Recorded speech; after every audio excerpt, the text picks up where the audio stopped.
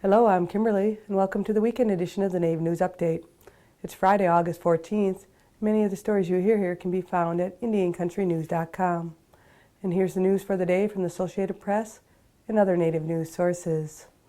Dozens of First Nation leaders from across Canada and the United States were in Banff, Alberta on August 11th to witness the 10th North American tribe to sign the historic Buffalo Treaty. The Stoney Nakoda Nation signed the Buffalo Treaty at the 2015 Banff Indian Days.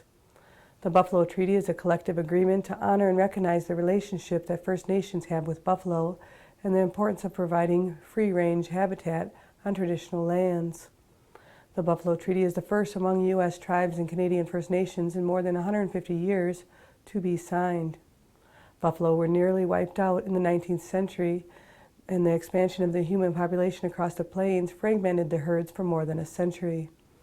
The goal of the treaty is to restore the buffalo population on reserved land. A program in Michigan that provides free tuition to Native American students continues to go underfunded. Michigan's public colleges and universities say the state isn't fully honoring a promise made more than 80 years ago when it pledged to put Native American students through college in return for tribes giving up land in 1934 so Central Michigan University could expand.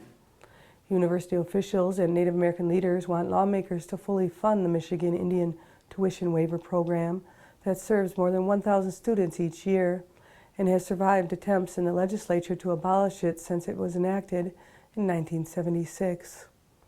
According to a report in the Detroit News, the state's 15 public universities had to spend more than $5.2 million to subsidize tuition for Native American students last year, because the state allocated only $3.3 million for the $8.5 million program. Schools say the funding gap puts an unfair burden on them and hurts efforts to help Native Americans advance. As part of President Obama's Generation Indigenous Initiative, Nike and the N7 Foundation has partnered with the Center for Native American Youth to extend grant opportunities as a resource for Native youth leaders promoting health and wellness through sport and physical activity in their community. Sam McCracken, Center for Native American Youth board member and general manager of Nike's N7 programs, announced this new funding opportunity at the first ever White House Tribal Youth Gathering on July 9th. Native youth can now apply for up to $10,000 in funding for their programs and initiatives through the N7 Fund website. For more information, you can check out n7fund.com/apply. In the mid-1700s, the Saponi tribe traveled from North Carolina to evade tax from neighboring tribes and found safety at a multi-ethnic settlement located at the confluence of the north and west branches of the Susquehanna River. The village, known as Shamokin and located within the limits of present-day Sunbury, was known as the Indian capital of the province of Pennsylvania until relationships with the English soured during the French and Indian War.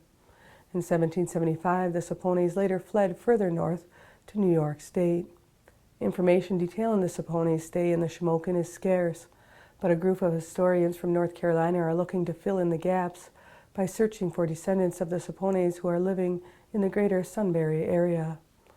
The Historical Museum Foundation, an incorporated nonprofit based in Yadkin, North Carolina, would use the information about the tribe's stay in the area in a museum that is planned as part of the effort to revive the former mill town. Gary Haas, a member of the organization, said the museum will focus on the Yadkin River Valley and Yadkin, from where the Saponis began their trip north more than 250 years ago. The group is attempting to determine how many Saponis moved to the original Shamokin and what exactly caused them to move on to New York. For more information about the future museum at Yadkin, you can visit yadkinmuseum.org. Kristina Hyatt, an Eastern Band of Cherokee tribal member and former Miss Cherokee, was crowned Miss Native American USA on August 8th at the annual Miss Native American USA pageant in Tempe, Arizona. She competed against 8 other contestants. Kristina holds a bachelor's degree in business management from the University of North Carolina, Asheville, and received an associate's degree in applied science, dental hygiene from Asheville Buncombe Technical Community College. She is a dental hygienist, and her mission is to educate the Native American communities about the importance of dental hygiene. Kristina is the daughter of Levon and Gloria Hyatt. And that's another roundup of news from Indian Country on this edition of the Native News Update. I'd like to thank you for joining me, and have a grand day.